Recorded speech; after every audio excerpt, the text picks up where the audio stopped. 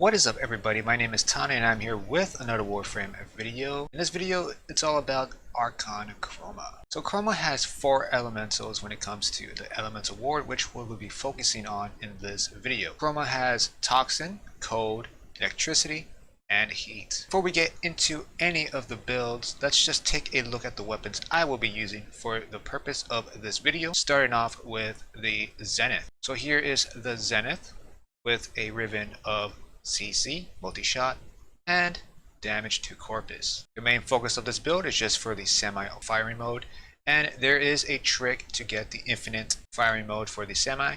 I will show you guys later on. Another weapon I will be using will be the Zenith Star.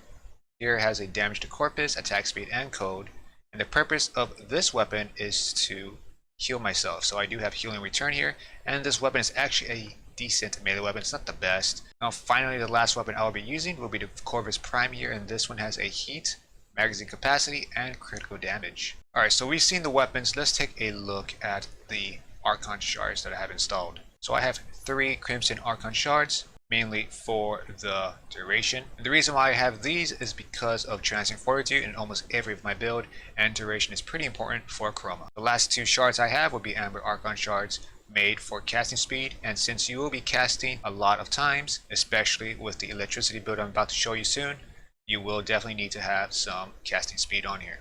I will be using Corvus Prime mainly on the heat build, and the heat build actually is made for health. So when it comes to it, range is not that big of a deal, but at the same time you do want to have some sort of range in there, with a good amount of duration and a good amount of strength. The ability that I have subsumed will be the Gloom for the healing, and this isn't your typical healing Chroma build. This is literally a Arcane Avenger combat discipline build. 100% of the time, once you kill an enemy or two, you will get an Arcane Avenger proc because of combat discipline, proccing or activating Arcane Avenger. And if you keep killing, you will get that flat 45%. So the purpose of this heat build is for the health as well as the Arcane Avenger and combat discipline. So here are the mods for the heat build that I have here. So I have combat discipline, obviously, power drift for ability strength, augur message for ability duration, Archon vitality. This is not really needed. You don't really need to have Archon vitality, but since I have an extra mod capacity, might as well put this on. But you definitely need to have vitality on here. Prime continuity for ability duration, stretch for ability range, blind rage for ability strength, umbra intensify for ability strength, transient fortitude for ability strength, and constitution for ability duration. The amount of health you gain, this makes heat elemental ward absolutely insane, absolutely strong. I think heat elemental is actually the best elemental. However, the most uncommon elemental for the elemental ward would be electricity, and the reason being is because shields do not really help you that much. However, the electrical arcs does help you a bit. What I'm about to show you is pretty much going to be a insanely strong build for electricity. However, it's going to be really hard to play as because you do need to spam a lot of your abilities, and one of those abilities you will be spamming will be pillage on this build, which allows you to completely nuke the armor and shields of the enemies, so that way you can pretty much finish them off with your electrical arcs that you take damage from the shields. The amount of damage you deal would depend on the enemy, obviously, but the highest I have seen would be 7,000 damage, which is pretty good enough to be able to kill certain enemies.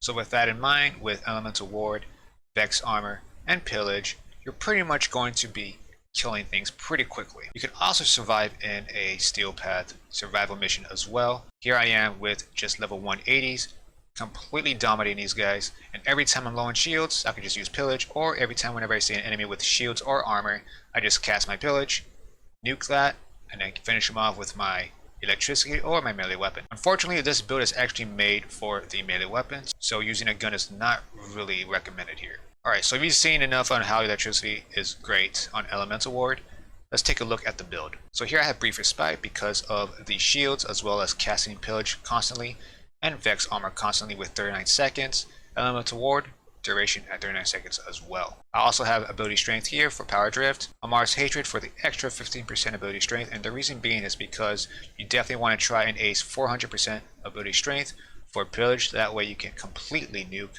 the armor and shields of enemies. Now I do have 352 here, but don't forget that I also have modes augmented here. Then you got Hunter Adrenaline just to keep yourself alive with the damage to health, Transient Fortitude for ability strength, Augur Secrets for ability strength, and of course the conversions to shields.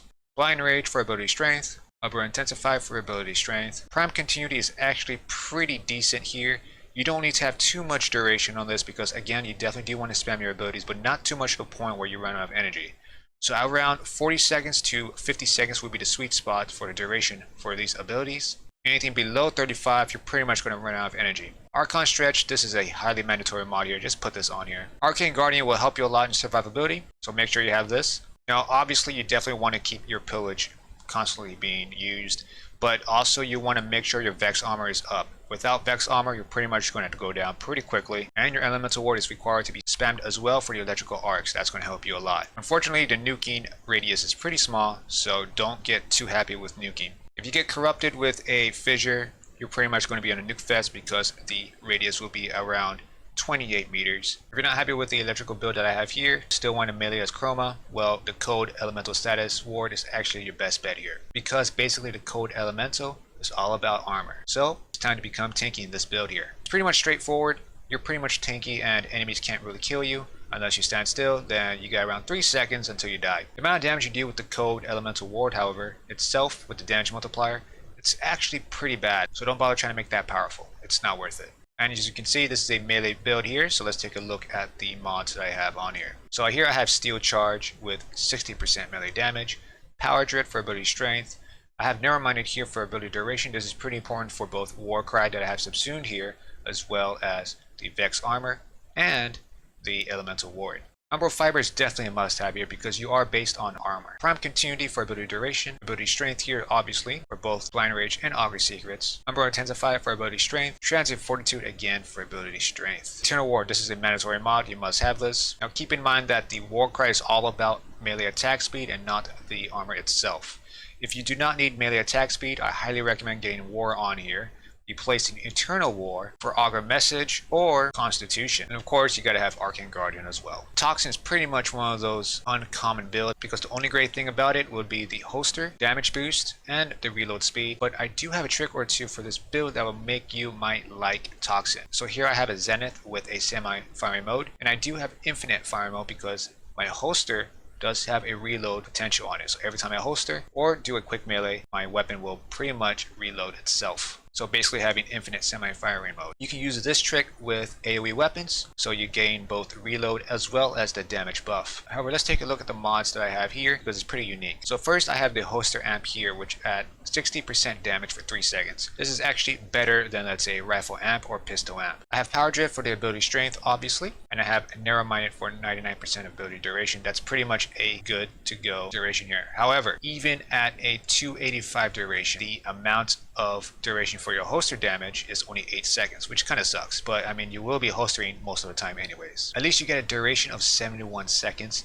for both Vex Armor and Elemental Ward, which is pretty good. Energy Conversion is for the extra ability strength. Since you won't be casting that much, this is actually used mainly for the Null Star. Transient Fortitude for ability strength, Constitution for ability duration, Archon Continuity for the Toxin status effect. Now this is actually pretty much optional. The reason why this is optional because, well, the radius on this Toxin build is pretty small. It's only 34% range, but if you do somehow proc a Toxin on an enemy, which is a 100% status chance by the way, or higher, pretty much going to apply a corrosive status effect. Umbral Intensify for ability strength. So I have Blind Rage here for ability strength. Vigorous Swap for the holstering and swapping. Now this mod itself actually does work on the Null Star, but the damage difference is actually pretty small. And I also have Arcane Guardian for the armor. When it comes to holstering on this weapon, you definitely want to holster almost every 2 seconds or so, or 3 seconds, or maybe 5 seconds if you don't really care about the holster amp or the vigorous swap. And then when you shoot, make sure you also melee as well. As you can see, I'm basically shooting and meleeing at the same time. And of course, the damage difference on this shooting version of the Toxin Elemental Ward is actually not that big of a deal. However, there is another way to make Toxin Elemental Ward absolutely great. Just to tell you guys right now, I actually do not want to have 3 Elemental Wards builds based on melee, so I do have 2 Elemental Wards with guns and 2 with melee. But if you do want to use Toxin for melee, there is a way. So swap out your holster amp for the Steel Charge for extra melee damage, and then also replace Null Star for Warcry for extra attack speed and armor. And at the same time, press the swap button on your keyboard. Every time you spam the swap button, you will get Vigorous Swap and the holster buff from the Elemental Ward constantly, as you can see here. Now, of course, there's a downside to this. You have to press that button constantly. So that means you have to press 2 buttons constantly, but you will gain that extra damage for your melee. It's up to you guys to decide if that's worth it or not. And that is it for this video. Hopefully this video helps you guys a little bit on Chroma Prime. Chroma is absolutely beast. I absolutely like Heat and Toxin. Cold is alright, and Electricity does have some perks to it, but when it comes to these elemental wards, this all comes down to this. Heat is all about extra damage or the DPS of the elemental wards. Electricity is all about debuffing your enemies and being able to stay alive as well. And Cold is all about being tanky, which is no brainer there. And Toxin is all about that extra damage buff as well, similar to Heat, but with guns and melee. Thank you guys for watching. Until next time, peace out.